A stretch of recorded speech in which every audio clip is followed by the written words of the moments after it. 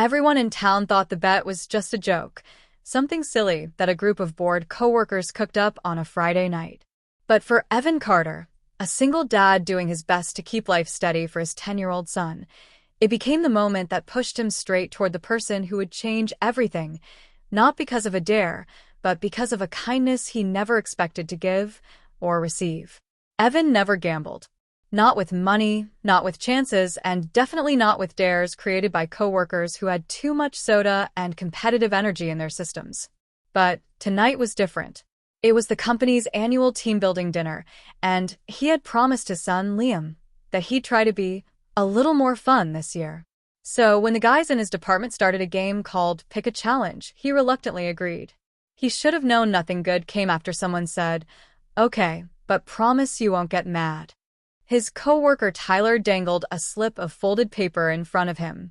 "Evan, pick this one. It's fate." Evan sighed. "What did you guys write this year? Make me sing karaoke? Run laps in the parking lot? Wear a clown wig to work?" They all laughed.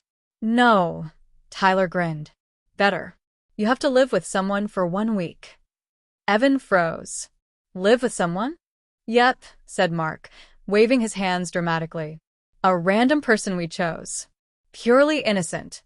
A social experiment." "A terrible idea," Evan corrected. "A genius one," Tyler countered. "Trust me, this one will help you break out of your comfort zone." Evan raised an eyebrow. "Who is it?" Tyler's grin widened in a way Evan did not trust. "That girl who works at the community center bakery, Maya Hill." Evan blinked. "Maya? The one who bakes the cinnamon rolls everyone lines up for." "She's the one," Tyler confirmed. Evan frowned. "I barely know her." "That's the point." "Why her?" "Because she said yes," Mark chimed in. "We asked her earlier." "You asked her?" Evan repeated, confused. "About what?" Tyler shrugged. "She thought it was funny." But something about the way they snickered bothered Evan. It wasn't the dare itself, it was the tone. The type you hear when people gossip about someone with judgment disguised as humor. He'd heard whispers before. "She's too quiet. She keeps to herself. She doesn't fit the image of the town." He hated that kind of talk. Before he could think it through, he said, "Fine." And that's how Evan Carter, single dad, problem solver, responsible human being, suddenly found himself walking with Liam toward a small brick house on Rosewood Lane the next afternoon, suitcase in hand. When Maya opened the door, she looked surprised, pleasantly surprised. Her hair was in a messy bun, flour dusted on her cheek, and her warm brown eyes widened as she saw the luggage. You actually came," she said, almost laughing. Evan rubbed the back of his neck. "Yeah, I'm starting to regret the I'll be more fun this year promise." She smiled, really smiled, and something softened in his chest. "Well," she stepped aside. "Come on in."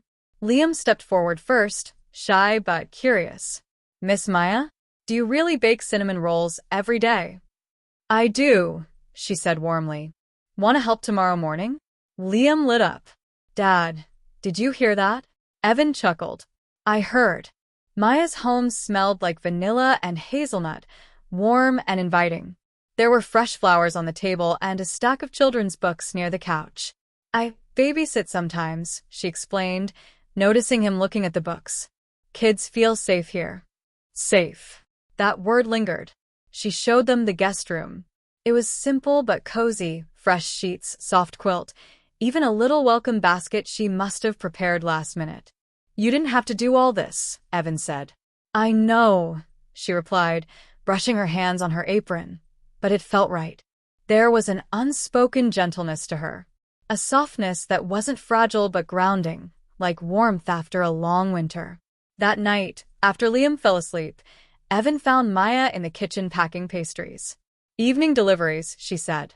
"Some families can't afford bakery treats, so I drop them off when I can." He blinked. "You give them out for free?" "Well, sweetness shouldn't be a luxury," she replied simply. "Especially for kids." There it was again, kindness without showmanship. She wasn't trying to impress anyone. She was just her. He leaned on the counter. "Maya, can I ask something? Why did you agree to the dare?" She paused, folding a pastry box carefully. Because, she began slowly, I heard how they were talking. Not about you. About me. Evan's jaw tightened. I thought maybe, she continued, if I joined in, they'd stop treating me like a joke. Evan exhaled. Hard. Maya, you're not a joke.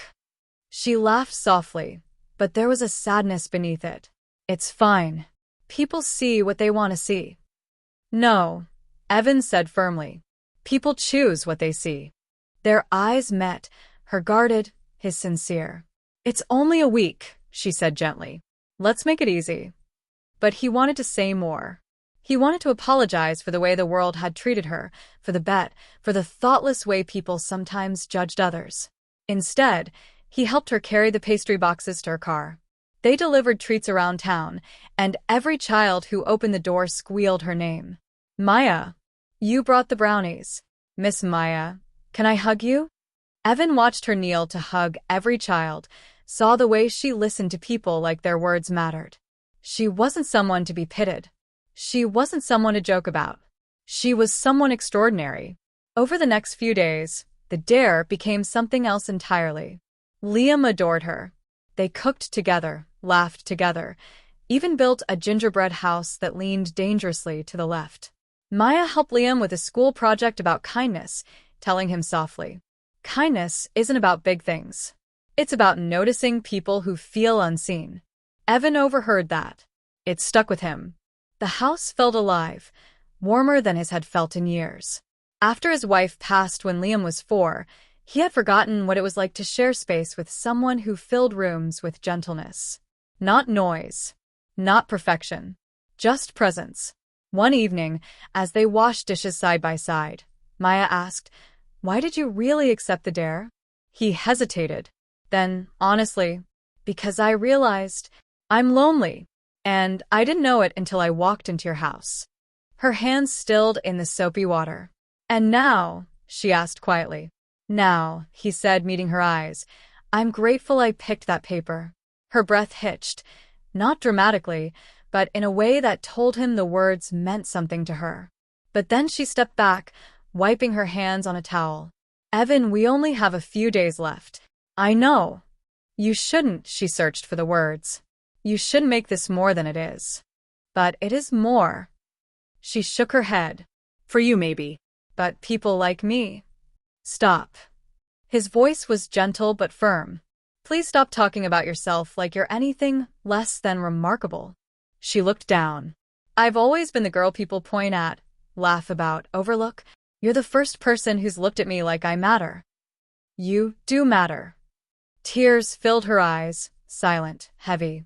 But she turned away before he could say anything else. On the last night of the dare, the coworkers tracked Evan down at the grocery store. So, Tyler smirked. Survived the week? Mark elbowed him. Or was it a nightmare? Evan stared at them, really stared at them, and something inside him snapped.